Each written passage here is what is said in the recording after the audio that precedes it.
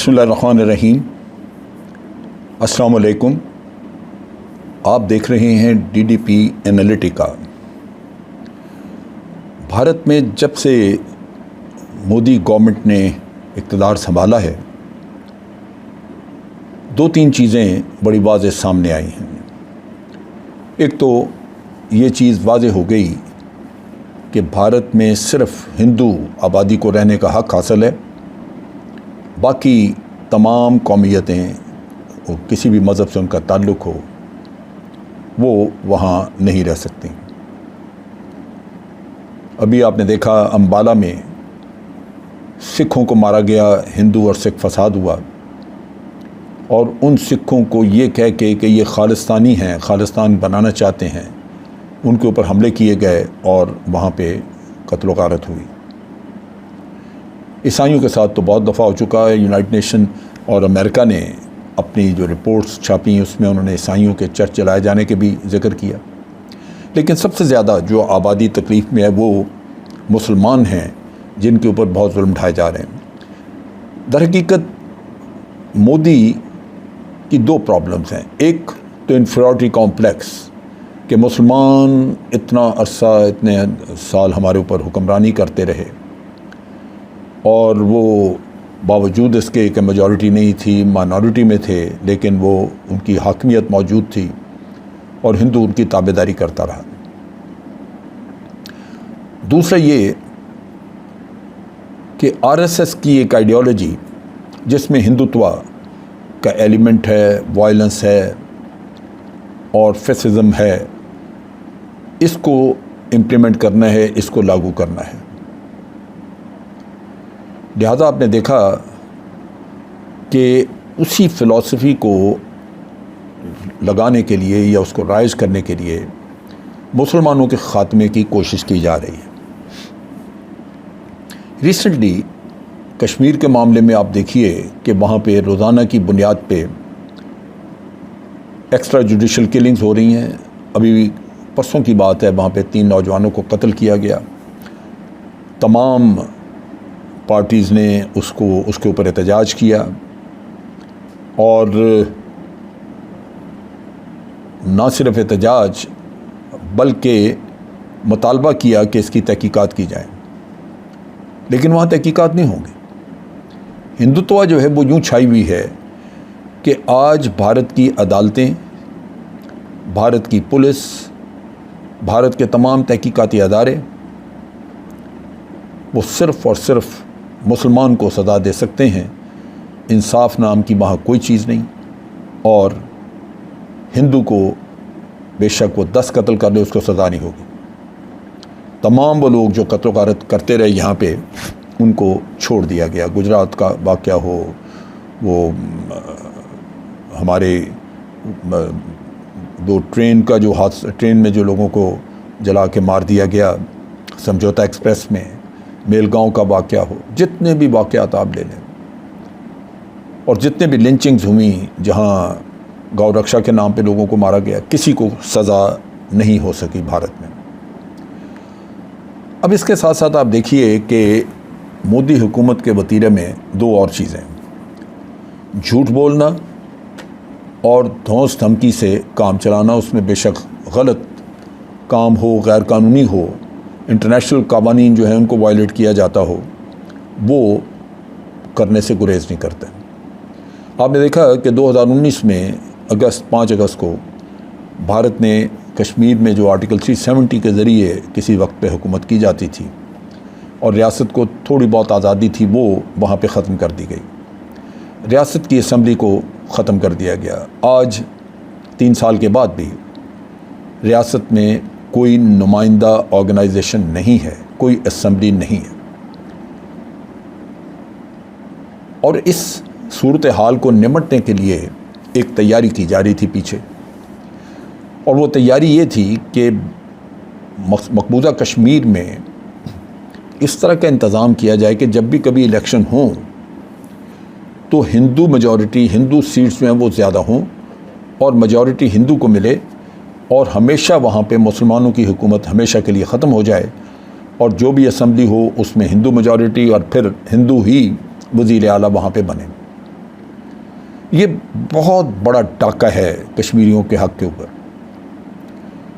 اس کو عملی جامہ پہنانے کے لیے انہوں نے ایک ڈیلیمیٹیشن کمیشن بٹھایا، جس میں انہوں نے کہا کہ ہم ریاست کے لوگوں کو زیادہ امپاور کرنا چاہتے ہیں اور ہم کریں گے کہ اس طرح اب کانسٹیٹوئنسیز بنائی جائیں جہاں لوگوں کو زیادہ حقوق ملیں۔ جہاں انہوں نے یہ لوگوں کو امپاور کرنا یا لوگوں کے حقوق بات کیے یا کہا، اس میں صرف مقصد تھا ہندو کو آپ نے اس کے حق سے زیادہ حق دینا ہے، جو اس کے رائٹس ہیں اس کو اس سے کہیں زیادہ رائٹس دینے ہیں۔ لہذا ڈیلیمیٹیشن کمیشن اس نے کشمیر میں 90 کانسٹیٹوئنسی جو ہیں ان کی ڈیلیمیٹیشن کی، جموں اور کشمیر ریجن۔ ہمیشہ سے جموں کی سیٹیں کم رہیں، وہاں 37 سیٹس ہوا کرتی تھیں، ویلی میں سیٹیں زیادہ تھیں، اب اس کا فرق کم کر دیا گیا۔ ویلی میں جو سیٹس ہیں وہ 47 اور جو سیٹیں ہیں جموں کی وہ 43، 4 سیٹوں کا ٹوٹل فرق، اور وہ بھی 4 سیٹیں لازماً کچھ نہ کچھ وہاں بھی ہندو آباد ہیں، پنڈت ہیں، یہ ہے وہ ہے ویلی کے ایریا میں، تو 2-4 سیٹس وہ بھی لے سکتے ہیں۔ جموں ریجن کی آبادی جو ہے، باوجود اس کے کہ وہاں بہت سارے لوگوں کو باہر سے لا کے ہندو کو آباد کیا گیا، وہ کشمیر کی کل آبادی کا 42% ہے۔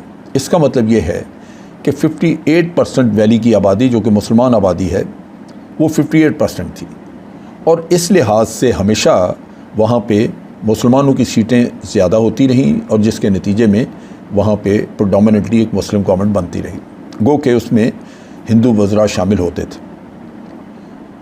آج کشمیر سے لداخ کے علاقے کو علیحدہ کیا، اور یہ وہ 2019 میں جو ایک ڈاکہ مارا کشمیر پہ مودی گورنمنٹ نے، یہ اس کا نتیجہ تھا کہ ایک تو آرٹیکل 370 ختم کر دیا، 35A ختم کر کے شہریت بدلنی شروع کر دی، لوگوں کو لا کے مین ویلی میں بھی ہندوؤں کو شہریت دینی شروع کر دی جو کہ پہلے نہیں تھی، اور پھر اس کے ساتھ ساتھ جو لداخ کا علاقہ تھا اس کو علیحدہ کر کے یونین ٹیریٹری بنا دیا، اور یہ جو 90 سیٹیں ان کا بٹوارہ آپ نے دیکھ لیا کہ اس میں ہندو میجورٹی علاقے میں 43 سیٹس وہاں پہ دے دی گئی۔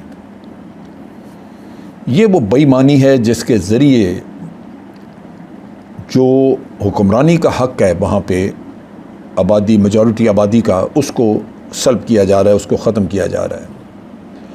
لازمی بات ہے کہ یہ چیز جو ہے وہاں پہ قبول نہیں ہوگی۔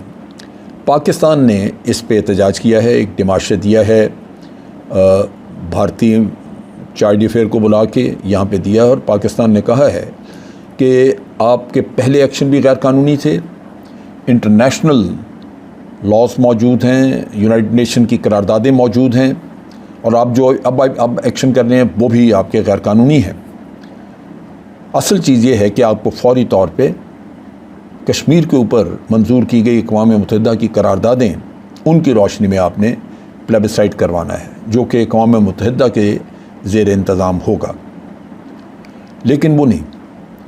اور یہ جو انڈیا کے انلیگلی آکوپائڈ کشمیر کا علاقہ ہے جو غیر قانونی طور پہ قبضہ کیا ہوا ہے، اس کی کسی بھی چیز کو، آبادی کا تناسب ہو یا اس کی کانسٹیٹوئنسی وغیرہ، یہ آپ بدل نہیں سکتے۔ یہ اسی طرح رہے گا جس طرح کہ جب وہ قراردادیں پاس ہوئی تھیں اس سٹیج کے اوپر یا اس وقت کے اوپر جو اس کی صورتحال تھی۔ اب یہ جو چیزیں ہیں، یہ جو کمیشن کی رپورٹ ہے، اس کو کشمیر کی تمام پولیٹیکل پارٹیز نے ریجیکٹ کر دیا ہے۔